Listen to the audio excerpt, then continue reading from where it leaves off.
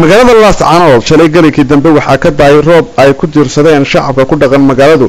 roobkan oo muddo saacada ka daayay magaalada Laascaanood ayaa markii dambe isu bedelay mid dabaylo wata. dabaylahaas ayaa keenay burbur soo gaaray xaafadaha iyo meheradaha ganacsiga ee magaalada. waxaa sidoo kale gudaha magaalada lagu arkayay xargaha dabka qaada qaarkood oo dhexdaadsan goobaha biyaha daadadka roobku keenay ay marayaan. arintan ayaa keentay in guud ahaan magaaladu ay weedo adeegii korontada muddo kor u dhaafaysa 12 saacadood. xaalka magaalada Laascaanood muuqaal ahaan xalay waxa uu ahaa sida tan.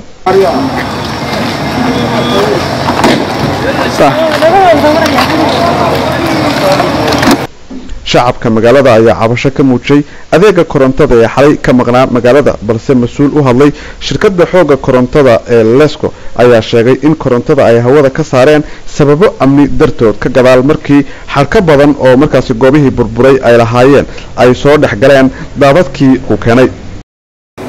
waxyaalaha soo dhamay xarkii yaryar u soo degayay ee leerka ayaa go'ay kadibna daadkii oo magaalada maraya iyo xarkii baa isdhex galay.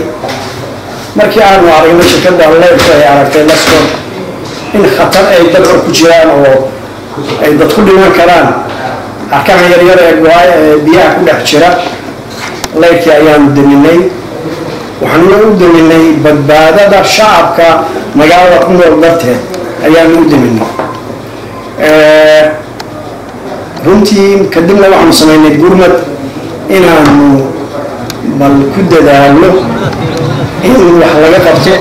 shaqaalihii iyo gaadiidkii iyo dhammaan baan isu keenay shalay galab markii aanu mishiinada daminay. magaalada shirkadda intay jirtay dhowr 10 sanadood waa sanadkii 14aad ma ay damin magaaladu waqti xitaa saacad ma ay damin. waxaana live 24 hour aan joogsan ama 24 saacadood baxaya ayaa sida aad ogtihiin.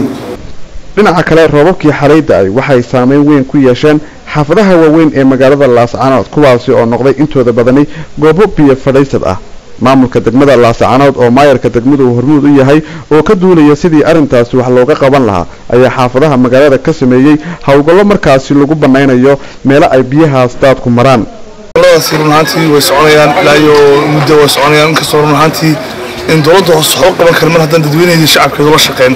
waxaan leeyahay shacabku ha shaqeeyaan oo xaafaduhu ha isu tagaan oo biyaha iska sii daayaan.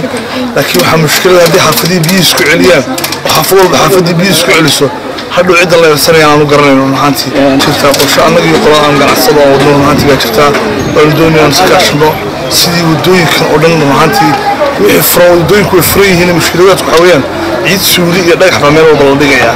taana waxaan oran karayaa waxa quri wax ka qaban kara runtii markooda waxaan leeyahay shacabku iyagoo marka hore iswacyigeliya xaafad walba haddii isu tagto runtii iyagoo biyaha iska sii daayaan dhagaxa qofka meesha ku doonayaan iska qabtaan. waxaan aaminsanaynaa Laascaanoodba wadda qoriga ka xumaateen, reer biyo u galaana ma dhacdeen, reer biyo guri ka duuyaana ma dhacdeen. laakiin waxaan arrintaas way soo noqonaysaa haddana annaga insha Allah talaabo qaadi doonaa. dhinaca kasta nusqaanteeda leh roobkii shalay waxaa kale oo ay keeneen dhowr shil oo baabuur oo ka dhacay gudaha magaalada Laascaanood, sida uu warbaahinta u sharaxayo taliyaha nabadgelyada wadooyinka ee gobolka Sool Axmed Muuse Saciid. waxaa ka dhacay shilan baa ka dhacay roobkii shalay deeyaawgeed waxaa ka dhacay 5 shil. 4 gaari waa isku dhacday, qof yar waa dhaawacmay. adigu baabuurku yaray intii kale waa nabad qabtaa, midna waa kasal garoobi. geesta kale waxa uu burbur soo gaaray kawaankii hilibka ee magaalada Laascaanood. roobkii shalay ka daayay magaalada ayaa ahaa mid inta badan bulshadu ay baahi weyn u qabtay, sida wararkan ku helayna roobkan ayaa maansheeyay deegaano kale oo ka tirsan gobolka Sool, balse intii roobku ka daayeen magaalada Laascaanood ayaa waxa la oran karaa roobkan waxa uu ahaa kii ugu khasaaraha badnaa ee ka daayay magaalada Laascaanood ee xarunta gobolka Sool.